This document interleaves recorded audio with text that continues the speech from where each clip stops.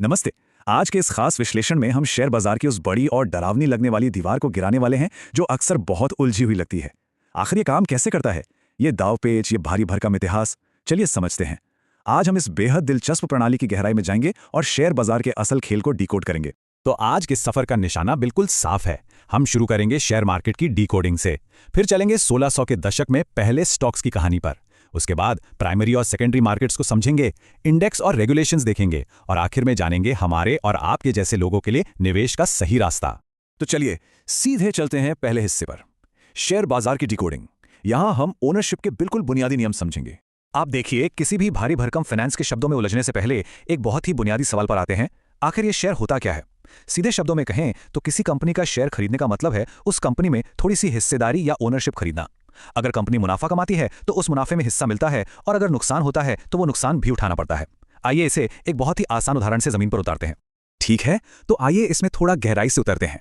मान लीजिए कि एक नया स्टार्टअप शुरू करना है और उसके लिए 10,000 रुपये चाहिए, लेकिन उतने पैसे तो है नहीं। ऐसे में एक दोस्त को और 10,000 रुपये लगाने के लिए बुलाया जाता है। अब कुल निवेश हो गया 20,000 रुपये और उस दोस्त को मिल गई 50-50 की पार्टनरशिप। आगे जो भी प्रॉफिट या लॉस होगा वो दोनों में आधा आधा बटेगा। देखा जाए तो यहाँ कंपनी के 50% शेयर उस दोस्त को दे दिए गए हैं। शेयर बाजार भी बिल्कुल ऐसे ही काम करता है, बस फर्क सिर्फ इतना है कि वहां एक दोस्त के बजाय पूरी दुनिया को कंपनी में हिस्सेदारी खरीदने का न्योता दिया जाता है। अब बढ़ते हैं दूसरे हिस्से की तरफ, जहां हम बात करेंगे समुद्री जहाजों और पहले स्टॉक्स की। ये 1600 के दशक की एक बेहद दिलचस्प कहानी है। अब सोचिए कि ये छोटा सा कॉन्सेप्ट इतने बड़े ग्लोबल लेवल पर कैसे पहुंचा। इसके लिए हमें इतिहास के पन्नों को पलटना होगा। डच ईस्ट इंडिया कंपनी का नाम तो सुना ही होगा। उन दिनों जब दुनिया का पूरा नक्शा भी ठीक से नहीं बना था, कंपनियां नए देशों की खोज और व्यापार के लिए अपने जहाज भेजती थीं। इस हजारों किलोमीटर की लंबी यात्रा में इतना भारी खर्च आता था जो कोई एक अकेला व्यक्ति उठा ही नहीं सकता था। इसलिए आम लोगों से पैसे मांगे गए, इस वादे के साथ कि जब जहाज खजाना लेकर लौटेगा तो मुनाफा सब में बटेगा। लेकिन यह बहुत ही जोखिम भरा काम था। आधे से ज्यादा जहाज तो समुद्री तूफानों या लुटेरों का शिकार हो जाते थे। इस भारी रिस्क को देखते हुए लोगों ने एक नया तरीका निकाला। अपना पूरा पैसा किसी एक जहाज में लगाने के बजाय उन्होंने थोड़ा थोड़ा पैसा 5-6 अलग अलग जहाजों में लगाना शुरू किया, ताकि अगर कुछ जहाज डूब भी जाएं तो कम से कम एक तो वापस आए। एक ही जहाज के लिए कई निवेशकों से पैसे लिए जाने लगे, और बस यहीं से पहले शेयर बाजार की असली शुरुआत हुई। तो चलिए अब आगे बढ़ते हैं और देखते हैं कि ये सिस्टम आगे कैसे विकसित होता है। तीसरे हिस्से में हम प्राइमरी और सेकेंडरी मार्केट्स की बात करेंगे। इतिहास के उन पुराने बंदरगाहों से निकलकर जहां जहाजों की खुली बोली लगती थी, आइए आज के आधुनिक शेयर बाजार को समझें। ये मार्केट मुख्य रूप से दो हिस्सों में बटा होता है। पहला है प्राइमरी मार्केट। यहां कंपनियां पहली बार अपने शेयर आम जनता को बेचती हैं और फंड जुटाती हैं। इसे हम आईपीओ यानी इनिशियल पब्लिक ऑफरिंग कहते हैं। यहां कंपनी खुद तय करती है कि वो शेयर किस दाम पर बेचेगी। और दूसरा होता है सेकेंडरी मार्केट। एक बार जब शेयर लोगों के पास आ जाते हैं तो वे उन्हें आपस में खरीदते और बेचते हैं। सेकेंडरी मार्केट में कंपनी का कीमतों पर कोई नियंत्रण नहीं होता। यहां शेयर की कीमत पूरी तरह से मार्केट की डिमांड और सप्लाई पर निर्भर करती है। और ये स्लाइड बहुत ही शानदार तरीके से दर्शाती है कि क्यों कोई भी संस्थापक यानी फाउंडर अपनी कंपनी के 100% शेयर कभी नहीं बेचता। मार्क जकरबर्ग की फेसबुक ओनरशिप को ही देख लीजिए, 60% हिस्सेदारी उन्होंने अपने पास रखी है। ऐसा इसलिए किया जाता है ताकि कंपनी के बड़े फैसले लेने की ताकत उनके हाथों में बनी रहे। अगर सारे शेयर बेच दिए जाएं तो सभी शेयरधारक मालिक बन जाएंगे और कंट्रोल हाथ से निकल जाएगा।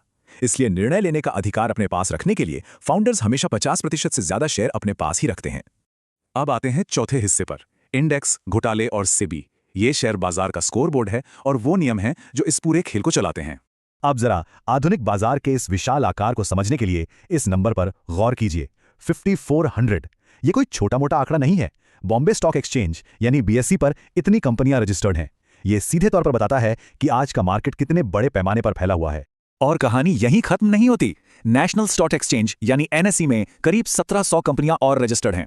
अब जरा सोचिए, इतने बड़े पैमाने पर किसी भी इंसान के लिए हर एक कंपनी के परफॉर्मेंस पर रोज नजर रखना और यह समझना कि पूरा बाजार ऊपर जा रहा है या नीचे, यह तो बिल्कुल असंभव है। तो सबसे महत्वपूर्ण बिंदु यह है कि इसी बड़ी उलझन को सुलझाने के लिए इंडेक्स बनाए गए।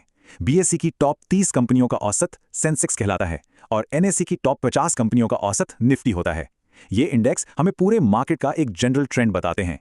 पिछले 50 सालों में इन टॉप कंपनियों के शेयर की कीमतों का औसत लगातार ऊपर गया है, और उसी का नतीजा है कि आज सेंसेक्स ने 40,000 जैसे बड़े ऐतिहासिक आंकड़े को छुआ है। लेकिन ध्यान देने वाली बात यह है कि यह सिस्टम हमेशा से इतना सुरक्षित नहीं था।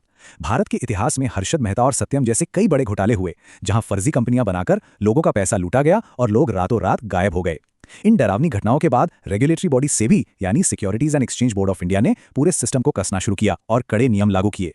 आज के समय में पब्लिक लिस्टिंग के लिए एक बहुत ही सख्त 3 साल की मंजूरी प्रक्रिया होती है। कम से कम 2 स्वतंत्र ऑडिटर्स को अकाउंटिंग की जांच करनी होती है और लिस्टिंग से पहले कम से कम 50 शेयरधारकों का होना अनिवार्य कर दिया गया है। ये सब इसलिए किया गया ताकि आम जनता का पैसा उन पुराने फर्जी घोटालों से सुरक्षित रहे। आखिर में आते हैं 5वें हिस्से पर, निवेश का सही रास्ता, जहां हम देखेंगे कि इस सिस्टम में सुरक्षित तरीके से कदम कैसे बढ़ाया जाए। इन सब नियमों और इतिहास को समझने के बाद एक बड़ा सवाल आता है कि एक आम रिटेल इन्वेस्टर इस विशाल मार्केट में एंट्री कैसे ले सकता है। देखिए, इंटरनेट आने से पहले शेयर खरीदने के लिए फिजिकली बॉम्बे स्टॉक एक्सचेंज की बिल्डिंग तक जाना पड़ता था। बड़ी भीड़, बड़ा शोर शराबा। लेकिन आज निवेश करने के लिए बस 3 चीजों की जरूरत होती है। पहला, पैसे रखने के लिए एक बैंक अकाउंट। दूसरा, शेयर खरीदने और बेचने के लिए एक ट्रेडिंग अकाउंट। और तीसरा, खरीदे गए शेयर्स को डिजिटली सुरक्षित रखने के लिए एक डीमैट अकाउंट। आजकल ऐसे कई डिजिटल प्लेटफॉर्म्स हैं जो बहुत ही कम ब्रोकरेज फीस में इंटरनेट के जरिए ये सारी सुविधाएं हमारे स्मार्टफोन्स तक पहुंचा देते हैं।